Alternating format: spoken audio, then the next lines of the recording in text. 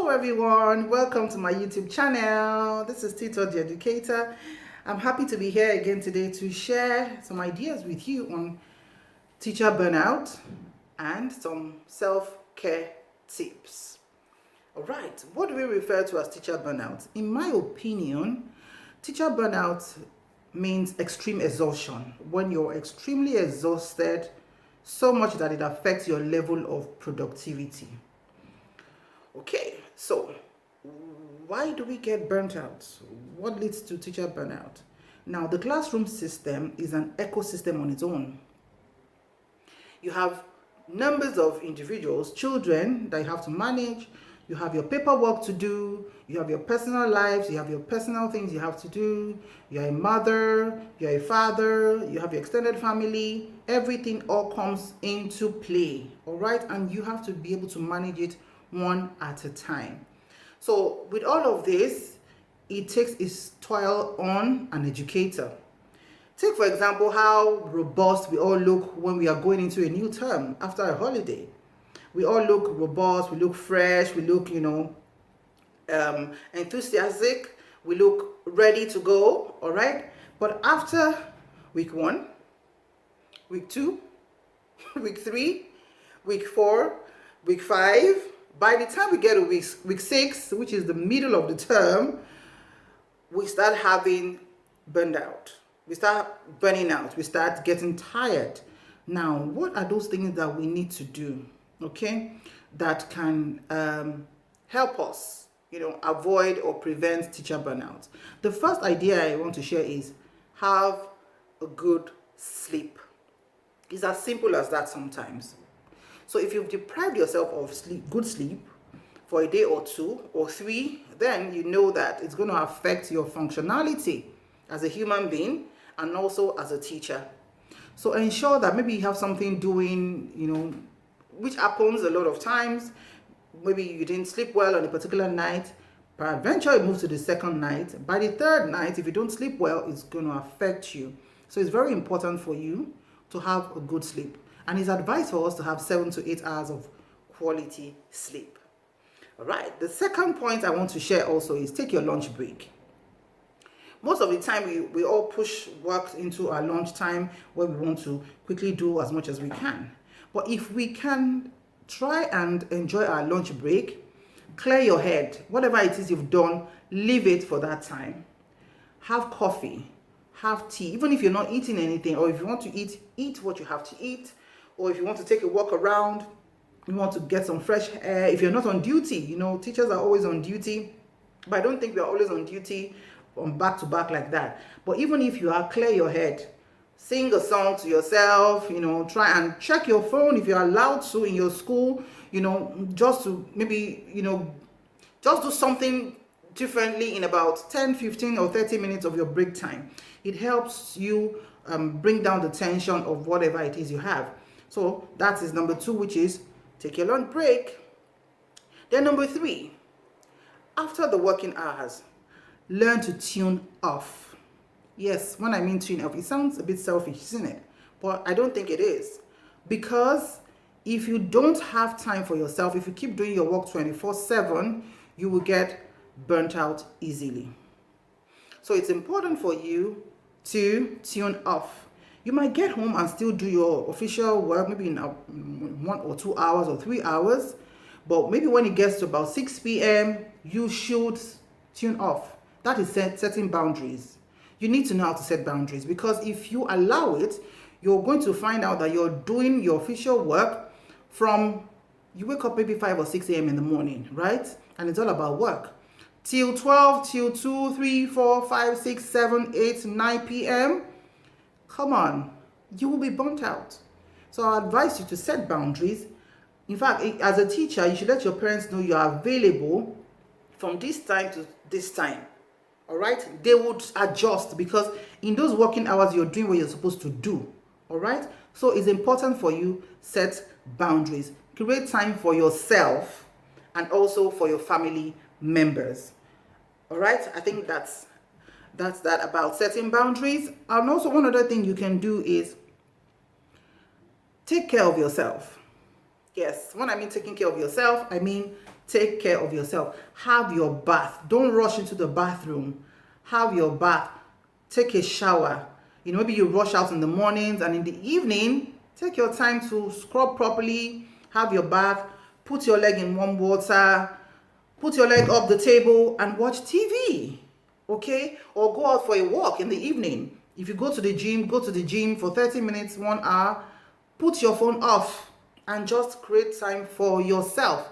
If it's maybe you calling your family members, do so. If it's you maybe preparing something you want to eat, all day, you're on the move, eating and all that, prepare yourself a good dinner, make smoothie, take care of yourself. It's very important. And also, when you're that relaxed, you can think about, okay, what am I going to wear tomorrow? What do I need to do tomorrow? You can start putting things in perspectives, all right?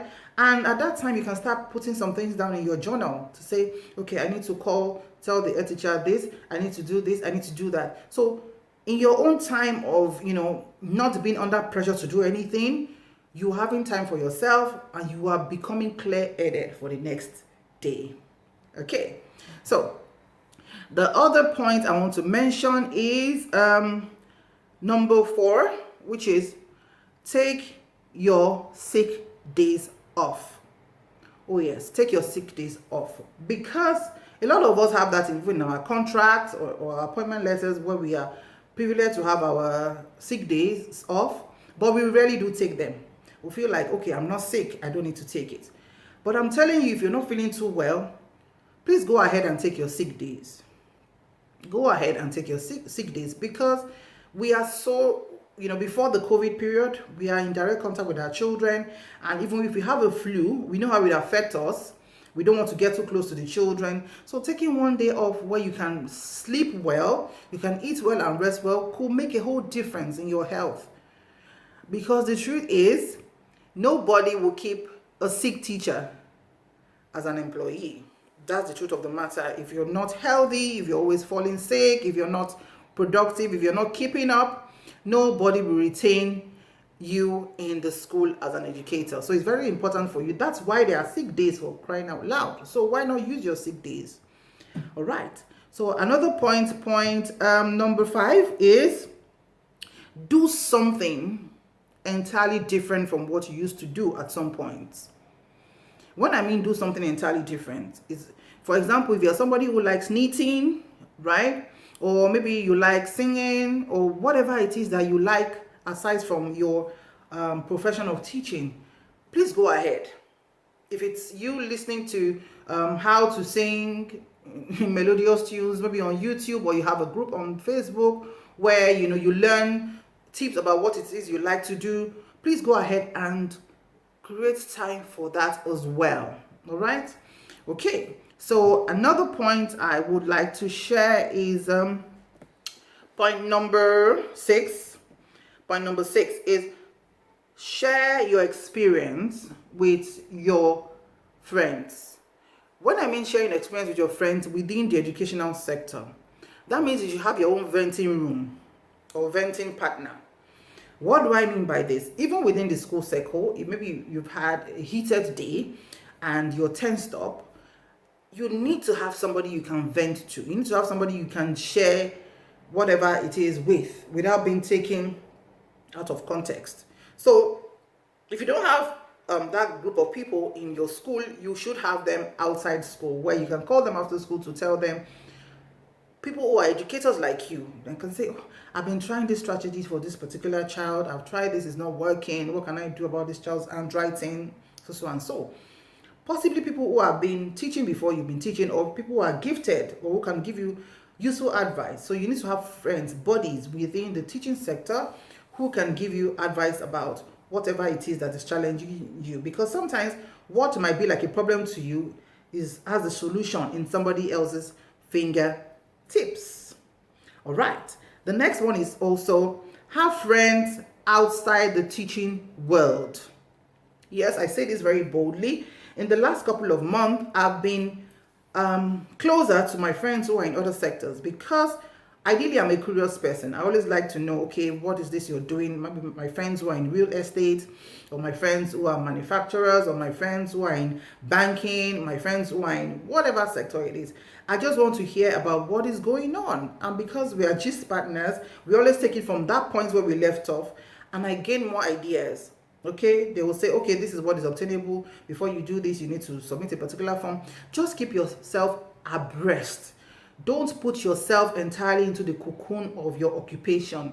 It's very important for us these days to be as knowledgeable as we can in so many other things. All right. So that takes me to my very next point. All right. The next point is you need to be very proactive.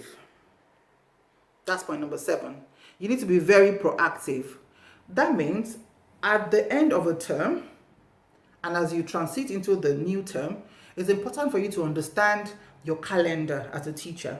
Okay? Have your calendar. Start putting your thoughts down, maybe even during the holiday without pressure. For example, if you know that next time you're going to do a color day in your school, you're going to do a cultural day in your school, or school sports competition in your school, then you can start preparing before time. You need to think about, okay, what am I going to wear on that particular day? I have this and this and this I can wear without even you going to buy anything, because you've had option A and option B. You know how to combine this and this, even if it's just to get a ribbon or something, or maybe an accessory that will make what you have at home complete. So when you start planning ahead of those activities, you go online, check for ideas, you put them down. You have to be good at journaling. So you put all those ideas down. It's you being proactive. So even if you're having a meeting, when the term resumes with your team members, you're able to give ideas, and you start planning things ahead of time, because all these extracurricular activities, if not well planned, put strains a lot on not just the teachers, but on the children and also the parents. But when you are proactive, you think about the ideas, you have meetings way before, and you have time to fine tune anything you want to fine tune, and reduce the stress on yourself. All right. Number 7 is you have to love yourself. You have to really, really love yourself. You really, absolutely. I tell people that you cannot give what you don't have. So if you don't have love within yourself, if you don't have a robust manner of expression, if you're not well taken care of, that is even doing it for yourself, you will not be able to share the love to the children. And the truth is, if you're not a happy educator, if you're not, when I mean happy is relative, but you should be somebody who is not known to be a grumpy person. Nobody wants a grumpy teacher. No child wants a grumpy teacher. Everybody wants that teacher who is always happy, who has ideas, who seems to have all the solutions in the world. Okay? So you should be able to love yourself, pamper yourself with whatever it is you have, no matter how little it is. Pamper yourself, take care of yourself, listen to music if that's your thing. If yours is playing games, go ahead and do it. Go out, not during your working hours, at your own free time. Those kind of things make you productive. By the time you relax, right, and you're going back to work, you're fresh, you're ready like a sponge, okay, to receive knowledge. You're ready to also give out what you have to your children. All right, so those are the tips I have to share with you about how to manage your teacher burnout. And I would like to mention here at this point that why do we get burnt out? What are the major reasons? Number 1 is we have issues with maybe, like I said earlier, if you don't manage your ecosystem well, maybe children that throw tantrums. Some children require more supervision. They require more energy for you to manage them. So those kind of things put a strain on a teacher and could lead to teacher burnout. Lack of support also. As teachers, it's important for us to have the support of our team members, support of the management, and even support from the parents. Okay, so if you have that system of support, it makes it a lot easier, okay? Because they know you have the best interest of the children at heart, and even if anything go wrong, you're ready to, reflect on what you would have done better without being judged. Okay, so if a teacher knows that, okay, I need to do the right thing, I need to be proactive, I need to take care of my children, I can ask questions from my team members, I can get the support of the management, there's that aura around you that makes the school a happy place to be. But if you don't get that, you find teachers grumpy, you find them disgruntled, you find them cranky, and it just doesn't work well within the school system. And also, you need to have lots of paperwork done earlier. We know schools is about not just teaching the children, but you doing your plan, you doing your research and everything. So if you don't do your paperwork on time and you always wait for the last minute, it gets so overwhelming. Now, we have different people with their ways of doing things. Some people get right on task immediately the tasks are given. Some people take their time. For example, maybe a task is given today and you make an announcement that it should be submitted tomorrow by 10 o'clock. Some teachers are very good at getting to it right about then, while some teachers would like to have 4 or 5 hours to think about it very well, but the moment they sit down, in 30 minutes they finish. Some teachers are good at doing things at the last minute. That's who they are, and they get it done. Okay, so if they are asked to submit tomorrow, maybe by 10 a.m., the teacher could sit down 9 and say, okay, I'm free between 9:45 and 10, I will do it. But it depends on your level of expertise and experience and what exactly you are asked to do. So the lot of paperwork we do as teachers sometimes take its toll, makes us stay awake most of the time at night. It makes us stay awake, and when you keep staying awake, first day, second day, third day, you get burnt out. All right. So the other thing I also want to talk about is the inability to exactly know what you're supposed to do. Some teachers are not knowledgeable yet about what they are supposed to do. For example, maybe new teachers. Maybe you're a new teacher in a school and you're working with a team of people who have been there for 1 year, 2 years, 3 years, 4 years, 5 years. Those teachers are used to the system, okay? But you as a new person, you're still trying to understand how things are done, because the truth is no two schools are the same. Schools are always very different. So you have to take your time, make friends with teachers who would show you before time. You need to be very proactive, ask questions and all that. We know it's always unsettling at the beginning, but definitely trust me, you get a hang of it. All right, so these are the things I want to share about teacher burnout and self-care tips. If you have the money to travel out of the country for a vacation, please go ahead and do it. If you have the money to go to the village, to go and relax, get fresh air, eat fresh food and everything, please go ahead and do it. Because the truth is, you're making a mark in the lives of the children, contributing your own quota to humanity. But if you are not in a good state of mind, if you're sick, very sick, if you're unhealthy, you would not be able to do that which you're passionate about to do. So I hope with these few points of mine, I've been able to convince you and not to confuse you that you are the most important in the equation. Yes, I always share that with my friends. You as a teacher, you are the most important in the equation, because you are the one that bring the school and the children together. You are that bridge that you cannot be but appreciated. Okay, so you are that important stakeholder in the whole equation. So please take good care of yourself, sleep well, do whatever it is you want for yourself. Then you can be that productive teacher who knows how to handle burnout and who knows the appropriate self-care tips that you can afford at every point in time. Thank you very much and have a beautiful day. Don't forget to please subscribe to my channel and click on the bell on the like button. Also, please share to your friends who are teachers, and let us make the teaching world a place where we will not be stretched out, where we will not be grumpy, but happy and jolly teachers. Have a good time. I remain Tito the Educator. See you in my next video. Bye for now.